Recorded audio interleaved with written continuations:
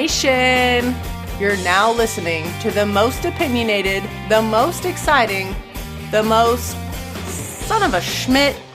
You guys actually do something useful here, right? Like, is anything you do even beneficial to someone? Whatever. Now to the show that literally has tens, that's right, tens of followers. The show that brings the Ozone Radio Network to levels of mediocrity that only Michigan fans would know. This is the Sons of Schmidt, starring Mike Meals and Brandon Zimmerman on the Ozone Radio Network.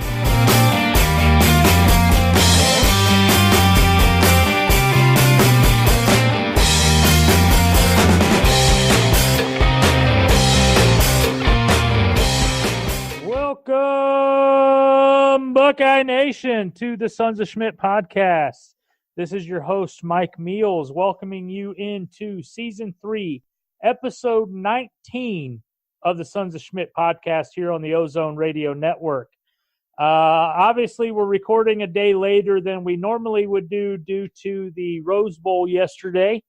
Ohio State, of course, is victorious. We're going to talk a little bit about that and just go into a little bit of breakdown. But before I can get too deep into it, I got to introduce my co-host, Brandon Zimmerman. What is going on, Brandon? How you doing, buddy? What's up, Mike? Doing good out here in frigid Colorado. Not quite as nice as it was in Pasadena, I take it there? No, it's I sent you that text with the picture over the weekend, like with the winds. It was the feels like was negative 20 here on Monday night, and then Tuesday it was pretty brutal. I cannot move to Hawaii quick enough. I cannot tell you how jealous I am that you're not staying, because that's the greatest weather ever, and more people should want to. Oh wait, no, that cold sucks. And of course, my dumb ass had to go outside because I wanted to feel what negative 20 felt like. So that was a good move. Dumbass. I know. I'm the worst. Dude, it's like 46 degrees here right now, and I am literally freezing when I go downstairs, outside, whatever. So to hell with that. Like I was telling you, today it's been in 30s and 40s, and like that was like a heat wave. Like I went out and went for a run after work, and it was awesome. It felt amazing. Well, the good news, though, is the season, as sad as it is, the season has officially ended. Ohio State finishes 13-1. Big Ten East champs, Big Ten champs, Rose Bowl champs. Probably going to rank somewhere in the 3 to 5 range. I don't know if they're going to put us ahead of Notre Dame or Oklahoma or anything, but so far it's been a pretty damn good season. Before we break anything down, though, I got to ask you, because it's a big change, I know. What are you drinking tonight, buddy? Man, tonight is a big change. Like, we are dry in this house right now. So all I had was some red wine upstairs. So I'm drinking some red wine to get that post-work jitters out. See, we got to do something about that, because, I sent you the picture and the message. When was that? Was it last week? When all of your Christmas stuff? I was jealous, man. No, not that. Where we had the oh, good Lord, I can't find it now that I'm thinking about it. We had somebody that sent us a message that said that they were going to send us some moonshine because we couldn't run out. Yeah. Now I'm going to kick myself because I can't remember the guy's name, and I'm looking for it on my phone as I'm talking to you. But I'm trying to, we could have possibly had you taken care of had we known. So, I'm a little disappointed there, buddy. That's okay. It was Duncan Oliver. There we go. Thanks again for that, Duncan. But, yeah, I see, Brandon, you could have been using that, man. I know. It just – I'm the worst. What do I keep on telling you? I know. It's all right. Worst at everything I do. I had to change it up, though, because the season has ended. I am enjoying a ice-cold Shiner in a bottle. Yes. The Shiner S'more Chocolate and Marshmallow Ale once again. because this stuff is so tasty. So, Brandon, the first things first, this is going to be a little bit of a different show with the season wrapping up. We've got a couple of things that we're going to talk about here, both about the Rose Bowl, look forward a little bit to the off season and moving into 2019 with the Ryan Day-led Buckeyes. But first thing I have to know from you here is, what was your initial thought and takeaway from the Rose Bowl, and what stood out to you? And, what's on your mind after the game yesterday? It was rough yesterday for me. I mean, I don't know if it was because, I knew it was Urban's last game and Dwayne Haskins and that Zone 6 crew. It just, it was just a different kind of feeling for me all day. Usually I'm looking forward to Ohio State games and, kind of looking forward to it days in advance. And this, for some reason, it just wasn't that way. I don't know if I'm bitter towards the playoff committee. I don't know if I'm, sad that Meyer's leaving or what it was. It just was a different thing. So I had fun watching it. It wasn't quite the blowout that I thought it would be because Ohio State called off the dogs. And, I sent that text at halftime where I was like, this is the point that we usually see Urban Meyer, call things off. And I hope he doesn't. And everyone was like, oh, no, he won't. This is his final game. But whenever he's facing a friend, it's just going to end like that. So they went into cruise control mode. I think they were really trying to protect Mike Weber and Dwayne Haskins and all those Zone 6 guys in the second half and simply just trying to get the game over with. I mean, that's really what it seemed like to me. There was no thought going into any of the play calling. It was just kind of run these plays. Let's just run some clock and get it done. So would have loved to see them just go out there and put up a lot of points. And but, that's just not how it is most of the time. Yeah, it was a little disheartening and upsetting. It would have been nice to see, Haskins get his 5,000 yards and Weber pick up get his 1,000. That's the one I thought was going to happen. The way Mike Weber was running the ball, and they just kind of quit giving him the ball in the second half. Like I said, I think they're just trying to protect him. It's unfortunate, but I think you're right. I mean, it was a nice thing to see because Weber finally looked healthy again. He looked like freshman Weber. And, I've been saying it on this show for 3 years now. It was a nice change to see him because I've been such a big Weber fan, to see him back healthy and looking good. And, hopefully that's what he carries on when he moves on to the NFL. So I was pretty happy seeing him, run like he did.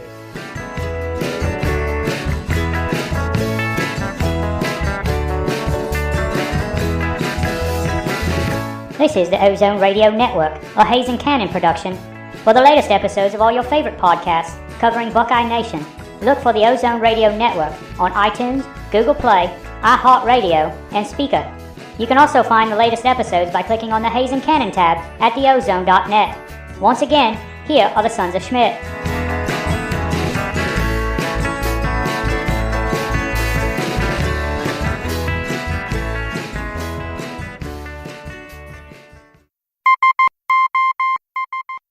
What about the overall play of the team? What was your thoughts on the way the Buckeyes played the Rose Bowl? I thought the defense played good. I mean, I think you saw a lot of growth over these last couple games with the defense. I think they're kind of cutting down on giving up the too many big plays, and they kind of are figuring out what they need to do. A lot of us forget this year how young that defense is. And it was a lot of sophomores, a few freshmen, and Draymond Jones sprinkled in there, guys like that, where you got some junior and senior. But I want to say, I forget, I looked before, but I want to say it was something like 8 of their starters are sophomores or some crap like that. So they've got a young team, and it was good to see them make some growth. It'll be interesting to see defensively how they play out next year, who's going to be coaching the defense. I for one, really hope that Schiano comes back. I know he has been the punching bag this year, and a lot of people got upset last night when I tweeted that. But I think Greg Schiano is a really good defensive coach. I think he needs a little help from some of his positional guys like Bill Davis. I hope there's some player personnel changes going into next year with the starters. I know, like, we try to pretend like Tuff Borland's just been hurt all year, but I truly don't think he's that good of a middle linebacker for the defense that Ohio State runs. I feel like he's just not quick enough to cover the ground that he needs to. Like, there was that one play last night where it's like the perfect example where, like, Tuff Borland read it. It was like a sweep to the outside. Tuff Borland read it perfectly, and the running back just ran away from him. I mean, like, it just wasn't even close. And Pete Werner, like I said, I'm not a fan of him either. That guy just – I've said it numerous times here. Like, that guy plays like he is a 150-pound punter. You know, like, he doesn't fight through blocks. He can't. You know, like, he looks fast. He looks like he's one of those athletes. But I mean, I feel like he's more of a safety than he is a linebacker. You know, he's just. I don't think he's big enough to play linebacker to cover the amount of space that Ohio State needs him to. I mean, especially, he's playing the role that Chris Worley played, and Chris Worley was, you know, like that fringe middle linebacker type of guy. And we've joked about it. I mean, they can list him at, you know, 6'3" or 6'4", 220 or 230 all they want. And I'm telling you right now, like, there's no way that dude is more than like 6'1", 205. So, I really think the linebacker crew needs to be fixed going into next year, and that's going to be the big key. I think the defensive line is going to be dominant, and they look dominant against Washington. And then the secondary with those young guys, I thought Jeff Okuda, I think you were the one that brought that up too. Like, he looked really good. Sean Wade looked really good. I'm really hoping those two are on the outside next year. I hope Jordan Fuller comes back. He played another great game, and Brendan White played an amazing game. Like, as good as he played, was that? I was going to say, if those four are your starting four defensive backs next year, watch out. Yep. I mean, they all played great, and I thought Brendan White played his best game last night, even better than that first start where he kind of burst onto the scene and had, 12 or 13 tackles or something. I thought he played great last night. He run coverage, all that stuff. I thought Brendan White looked amazing, and that's just going to give him confidence going into next year. So defensively, I thought they played great against Washington. Offensively, first half, you really can't complain about it too much. First drive was very vanilla. Urban very was all over indicative of the way the Buckeyes have been this year. Yeah. You know, they get a penalty, they get behind the sticks, they were screwed. So yeah, I wanted to kick Isaiah Prince straight in the junk last night for all of his false starts. I just don't know what's up with that dude. So offensively, I thought they looked good first half, second half. It was just kind of whatever. They were just going through the emotions there. Wyatt Davis played a great game. I can't wait to watch him next year. I think he's a future All-American there on the offensive line. So offensively, I mean, they did good when they wanted to. And I feel like they really could have put up a lot of points yesterday if they wanted to. And I just feel like the coaching staff didn't really want to that second half. They were more concerned with their players, you know, making it into the NFL Combine healthy, and you can't blame them for that. They had a comfortable lead in a meaningless game that even if they won by 70 points, you know, like, it's not going to be like the playoff committee magically throws them in against Alabama or something. So it was frustrating as a fan, but as, you know, like, sitting back thinking about the coaches, you can't blame them for what they did yesterday. Yeah. Well, and that's the next question I wanted to ask you is when you look at it now, we've seen all the New Year's Day games. We've seen the first two games of the playoffs. Try to look at this with non-Ohio State glasses on. should Ohio State have been in the playoff for? I think they should have. I mean, I tried to fight it. Like, everyone's talking about Oklahoma, but I mean, in my opinion, the whole time, I felt like Notre Dame should have never been in. And I felt like they should have been the one on the outside looking in, or the one that was fighting to get in. Oklahoma, they are what they are. I mean, I had no problem with them making the playoffs. They've got the type of offense that they could stay in any game almost going into the playoffs. But I really thought Notre Dame was the one where they should have been the ones fighting for their playoff lives, and they kind of just were fine the whole time. So, and they came out and just played like crap, which I mean, I think like literally everybody except for the playoff committee knew that is what was going to happen. I mean, I don't think I saw anyone outside of Notre Dame fans think that Notre Dame had a chance to even keep that close. So I think I know I had that rant about it a little bit ago, but I still think that Ohio State should have made it. They proved time and time again that they could play good teams in tough environments and win, whereas no one else could do that.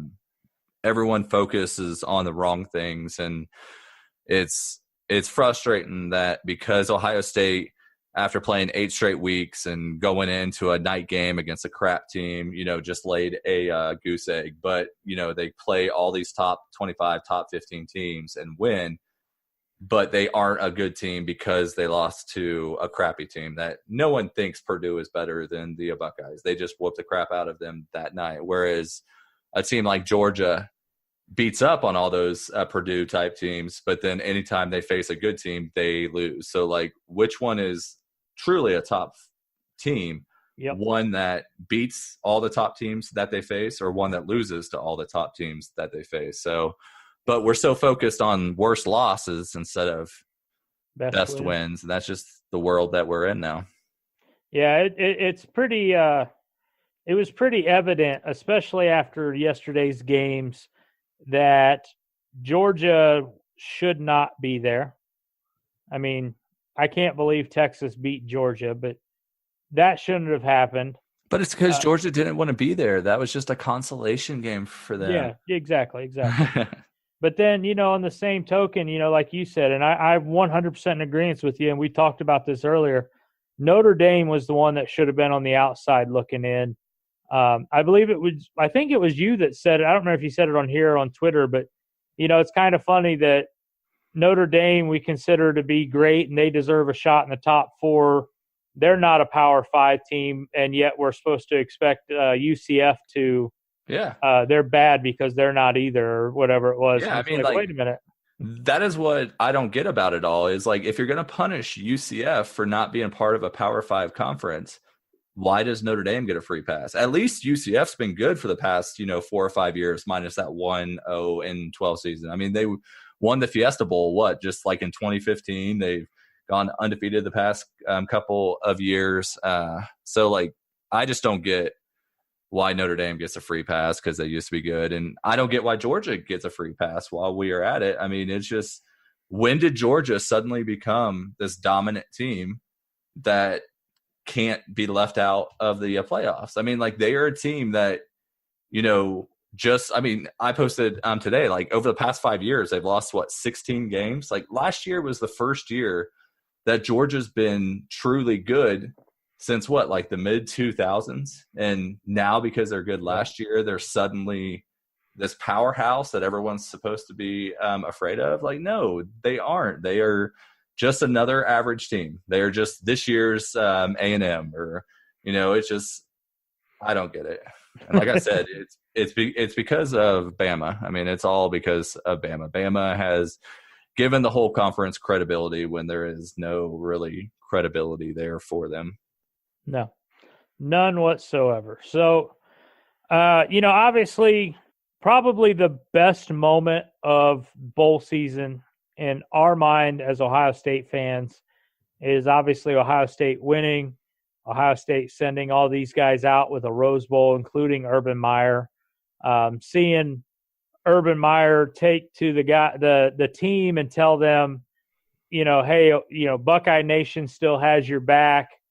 They still have loved you guys for everything. And then he literally passed the whistle and passed the baton to Ryan Day. And you see Ryan Day step up and ready to take over.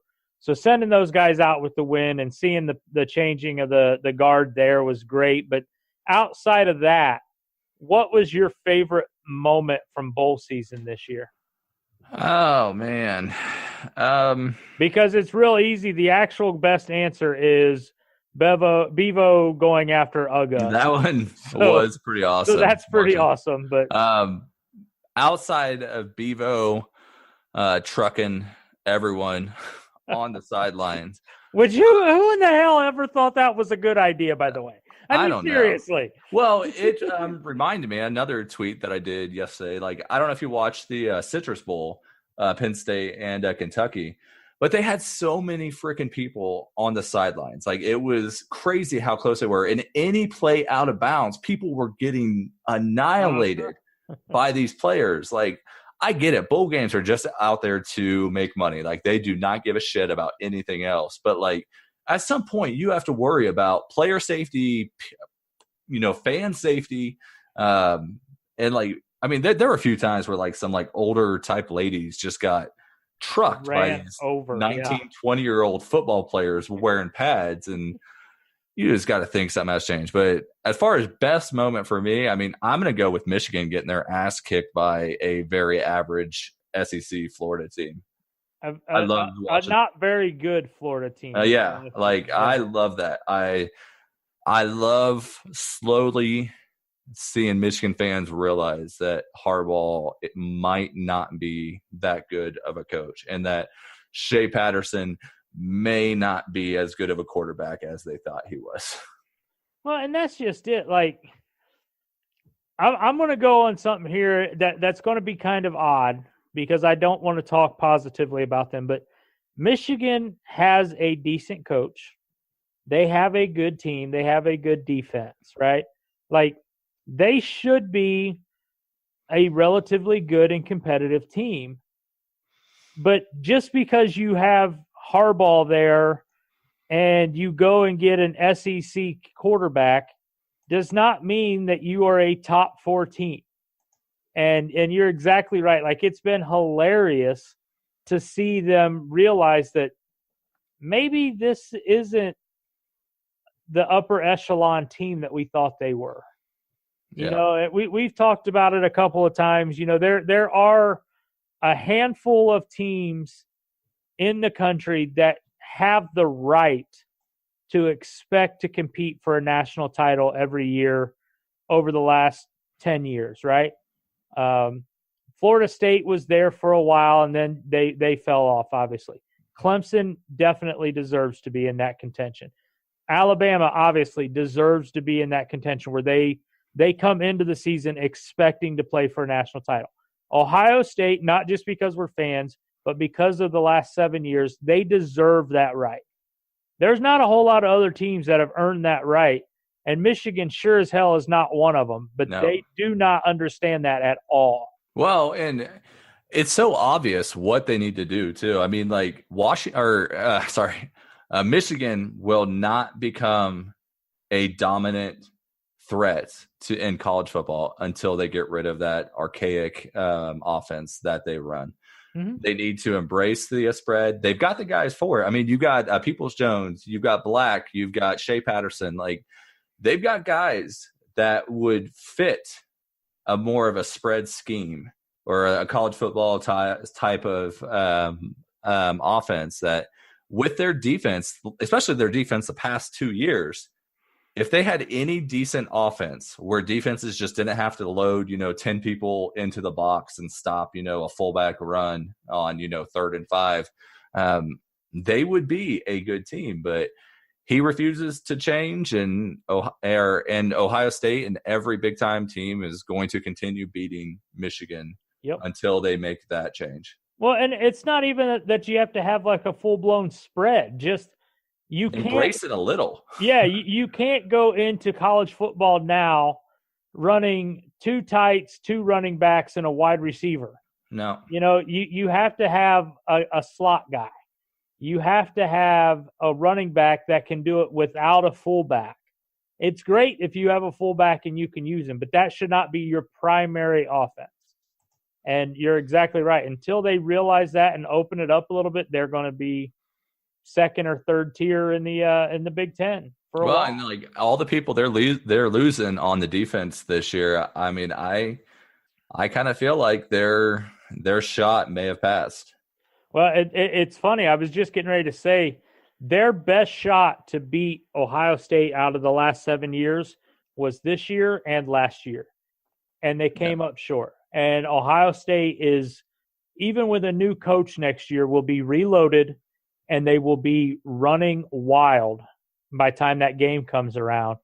Yeah. And look, you can't put anything past the game. I get it. I will never guarantee anything like that.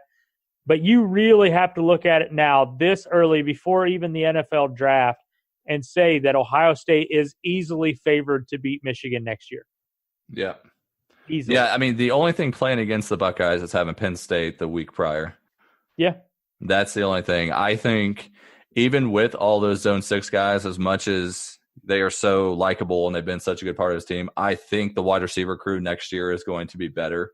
They're going to be more athletic with Austin Mack and Olive and Wilson and Ben Victor. And I think they're in McCall out there at H-back. And, I mean, I think they've got a potential to be really good with whoever is playing quarterback, whether it's Haskins or Tate Martell or Josh Fields or Matthew Baldwin. I think the offense may struggle early on to kind of figure out things because they're going to have so many new starters at the key spots. But I still think they'll be able to rely on a fairly experienced offensive line, especially if Michael Jordan comes back, and J.K. Dobbins. And they will be able to ride them early. And I think that defense, like we were saying, the defense is going to carry that team next year until the offense figures things out. Well, and the thing to keep in mind, I know we've talked about it a little bit like online, but the passing game coordinator that they just hired away from Oklahoma State. Yeah, Yursich. Yeah, look at what he's done with the talent at Oklahoma State, and look at what he can potentially do with the talent at Ohio State now. Because, I mean, that is going from a high school team like North Shore. Never heard of throw that one in. But, I mean, seriously, the level of talent that he will have at his disposal with the creativity that they were able to do at Oklahoma State over the last couple of years, that has me excited for 2019 already. Yeah. And it doesn't matter who plays quarterback. And I think Kevin Wilson's going to be allowed to use more of his creativity too. I think he was reined in quite a bit by Urban Meyer and wanting to run his offense. And I think Kevin Wilson and Yursich, along with Ryan Day, are going to create a badass offense next year. And that's the thing. Most Buckeye fans they tend to be a little down on Wilson. And it really, if you look at what he did at Indiana. It's Indiana. And he had them going to bowl games. And they had, 3,500-yard passers and multiple 1,000-yard rushers on the same team. And you don't have to be a college football historian to look back at what he did like at Oklahoma with Sam Bradford. Yeah. That was an explosive offense. You put that together with the guy that was running the Oklahoma State offense. You guys, I know we've made the joke this year multiple times that Ohio State felt like a Big 12 team because the defense was non-existent for a while. But what is it about the Big 12 that makes them a competitive conference? They know how to run a damn offense. And here you're going to have two of the better coordinators to come out of the Big 12 out of the last couple of years running the talent that you get at Ohio State. Yeah. Dude. It's going to be fun. Absolutely. But with that being said, I mean, I know it's way too early. We still got guys that can be, guys that can announce and that they're going to leave. And obviously there's the belief that Dwayne Haskins is gone. And there's a few other guys that are still potentially there. But What when you look way into your crystal ball at the 2019 Ohio State offense and defense, what's your outlook for the Buckeyes next year? Way too early, man. Like I said, I think they're going to look pretty darn good. I'm really curious to see how the quarterback situation plays out. I mean, I really think that Josh Fields will wind up with the Buckeyes, and I really think that he would do really good. I think he's going to beat out Tate Martell if he does come. As confident as Tate is, who, by the way, I think is misdirecting some of his anger towards the Buckeye fans. I mean, like, Buckeye fans think he can't throw the ball because his coaches didn't trust him to throw the ball. I mean, like, we didn't just magically make it up, you know, like, yeah, we saw the coaching staff refuse to let him throw the ball anytime that he was on the field in any type of key situation. I'm not talking about third quarter up 35-0 when he completed 10 straight passes.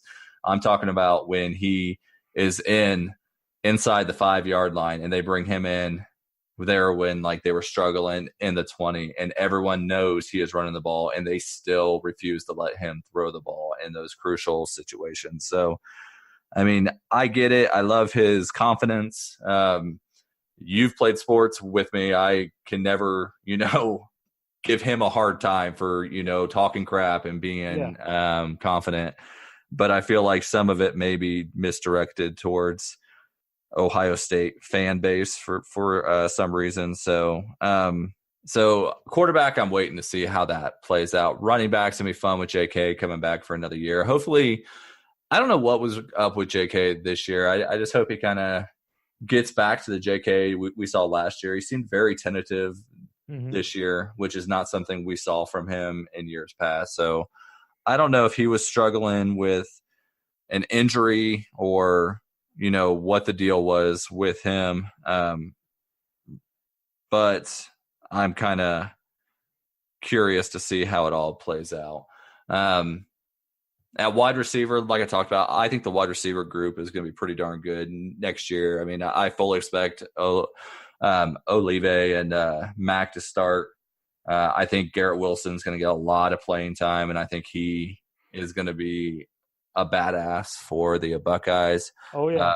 I think we'll see a smaller wide receiver rotation this next year. I mean, I think we're going to see 4 main guys in there, Victor and Mac on the one side and Olive and Wilson on the other side.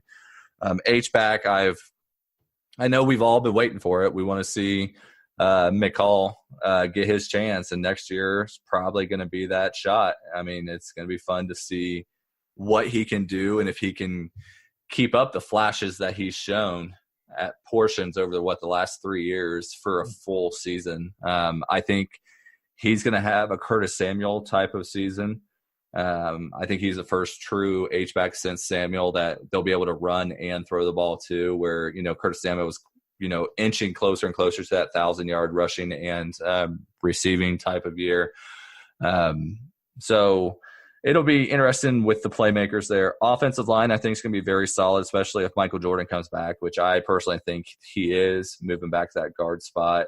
The big interesting thing there will be how does the center position shake out. I know they kind of said Josh Myers would get first shot at it if Michael Jordan comes back. But you've got Josh Myers, who was a highly recruited kid out of high school, but I think he was like a tackle. He's since moved to center. Behind him, you got 2 other 5-star guys, including Harry Miller, who's coming in this year, like incredibly high rated 5-star. So it's going to be interesting to see how the center position shakes out. And then it'll also be interesting to see who takes Isaiah Prince's job. Does Petit Freer step in there? The guy that was, what was he, like the number 6 or 7 overall kid out of high school last year? Or does Brandon Bowen move out there? Or does Alabi move out there? So I personally think that Pettit is going to jump in there, and I think Josh Myers will take that center spot. And that's really the only open jobs, with Wyatt Davis kind of securing the other guard spot. And Thayer Munford looking good this year. He's just going to be even better next year. So offensively, like I said, I think early on they will take some time to figure out what they're going to do. But it's going to be fun spring game, especially if Dwayne Haskins doesn't come back, seeing Tate Martell and Josh Fields just go at it with Matthew Baldwin sprinkled in there too. I think as competitive as both of those two are, they're going to be trying to put on a show, and we're going to see a pretty spectacular quarterback show come spring ball, especially if Josh Fields comes, which I kind of think is going to happen. And then defensively, we've already talked about. I mean, they're returning almost every starter. I think they're going to upgrade at corner with Sheffield and Arnett, hopefully leaving, with Okudah and Sean Wade on the outside, Jordan Fuller possibly with White next to him. The defensive line is going to be amazing. Guys like Tyreek Smith, who I thought played great this year as a freshman, him with Jonathan Cooper, and then Chase Young and Harrison at the defensive ends. I mean, it's crazy. Question for you, and we might have to get our buddy Ben Van Oyen to chime in at this because I can't remember, but when Okudah came, wasn't there another cornerback that was like the number 3 corner that committed at the same time? Well, they had the number 1 and 2, and Okudah was 1 and Sean Wade was number 2. So they were okay. Yeah. For some reason, I was thinking there was someone else I had in my mind. Well, but then they also had they had that year, I think it was 4 corners. 3 of them, I think, were top 10, and then Amir Reep was like number 14 or something like that. Okay. So, the other one was, who was it? No, Reep, I think, was one of the top 10 ones. And then Marcus Williamson, I think, was the 4th one that was kind of in that 10 to 20 range. Okay.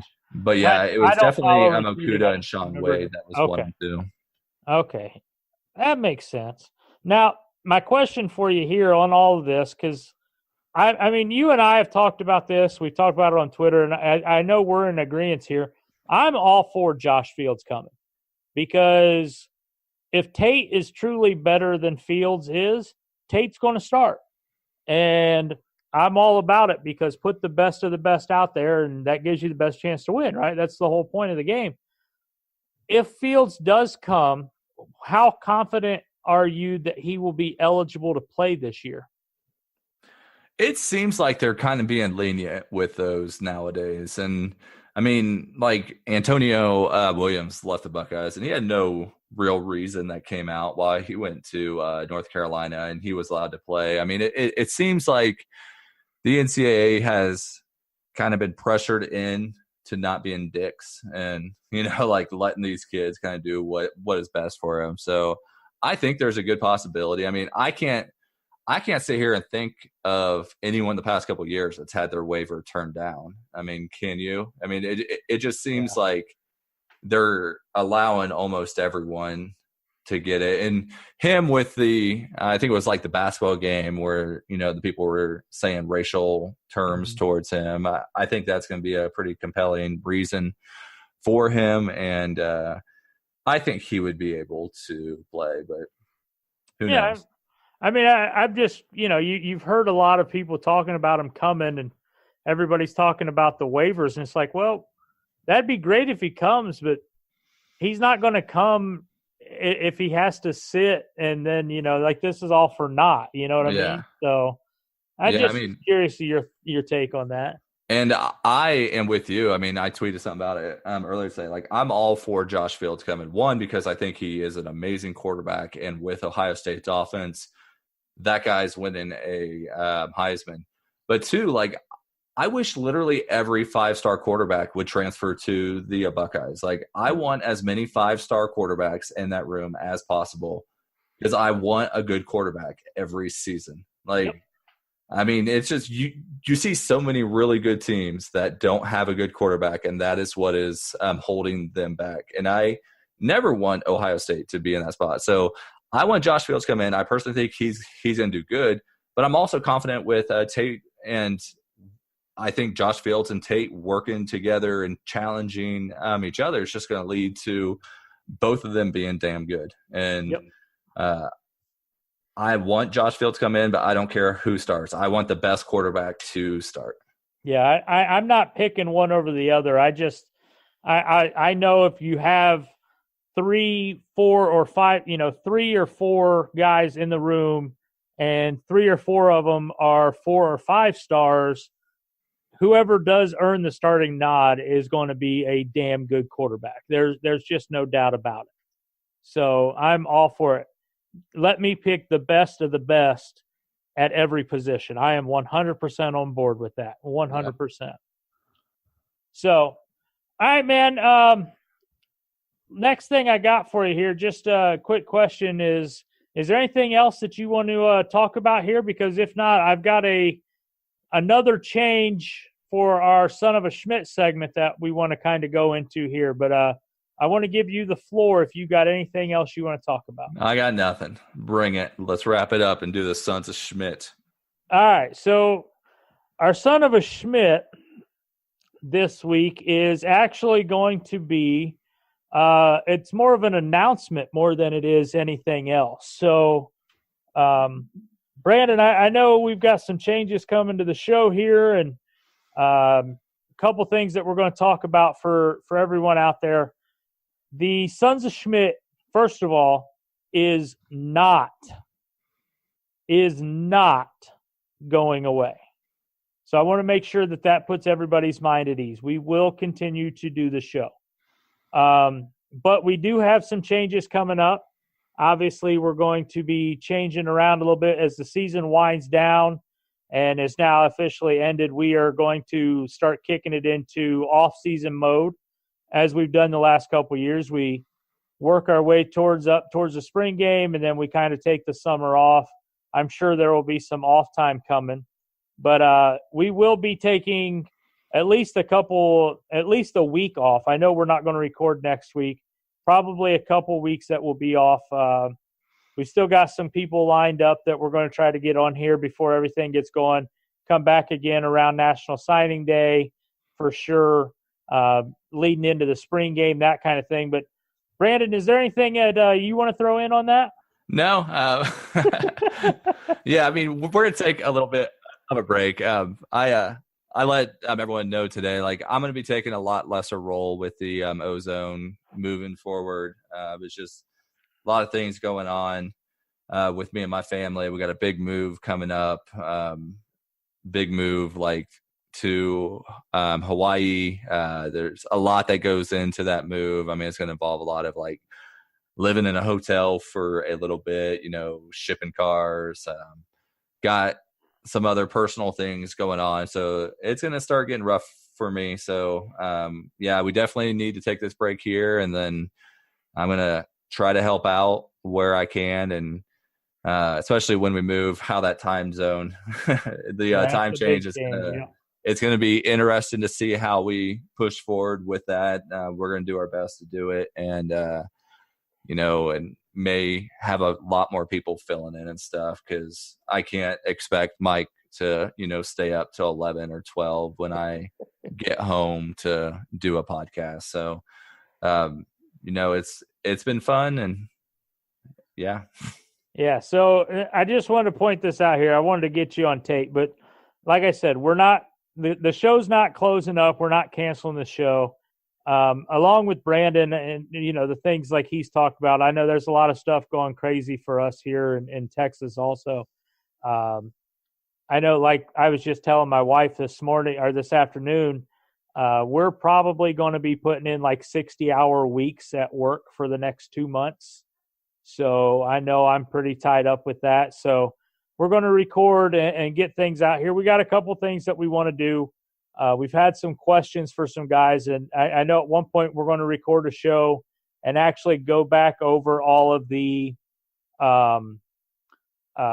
commercials that we've done this year, because we want to kind of go through some of the explanations and what they mean, because some of them were pretty good and they we're even better once you understood some of the references if you didn't get them. So we just want to do that. But we're going to continue to talk Ohio State football. Like I've mentioned before, there will be some basketball talk on there. So we're going to take our winter break, and we'll be back in a couple weeks. So I just wanted to make sure everybody knew that. So just putting that out there for everybody and get that out on tape. So. And the other thing I'm going to throw out here too, like Mike puts a lot of work into this, and like we see the numbers. Like we know there are a lot of people that listen to this podcast. Like reach out to Mike, let him know that you appreciate what he does, what the Sons of Schmidt does, and that you like the show. It does get kind of hard to push forward, knowing that we have so many people that listen to the show, but like literally nobody really interacts and gives us feedback and does things. So it's just hard. Like Mike puts a lot of work into this. He's put a lot of work into the Twitter accounts for Ozone Radio and all that stuff, and Facebook, and like let him know that he's a badass. Oh, now does that mean that with that sweet warm send off there, are you going to concede that North Shore could beat Hawaii yet? Nope. I don't think anyone agrees with you. I'm going to find that one person that does agree with me and have them talk or something. So yeah, it's going to be Lauren. Nah, she doesn't give a shit. I can tell you that right now. But all right, man. So I just wanted to get that out there. I really don't have much else. I mean, it's been a hell of a run. I know we don't really say this enough, but I know you and I have both expressed these thoughts over the last 24 hours. But, on behalf of both of us, thank you to the listeners. Thank you to the team and to Urban Meyer and to everybody, because this has been another hell of a year to be a Buckeye fan. So with that being said, we're going to cut this one short and get on out of here so we can get it edited and posted up. Last chance, Brandon, anything you want to put on record? OH. IO.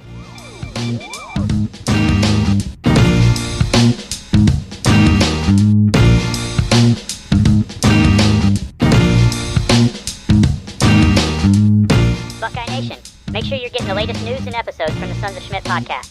You can like us on Facebook at facebook.com/Sons of Schmidt. You can follow us on Twitter at Sons of Schmidt, or email the show, sonsofschmidt@gmail.com. And look for us on Hayes and Cannon at theozone.net.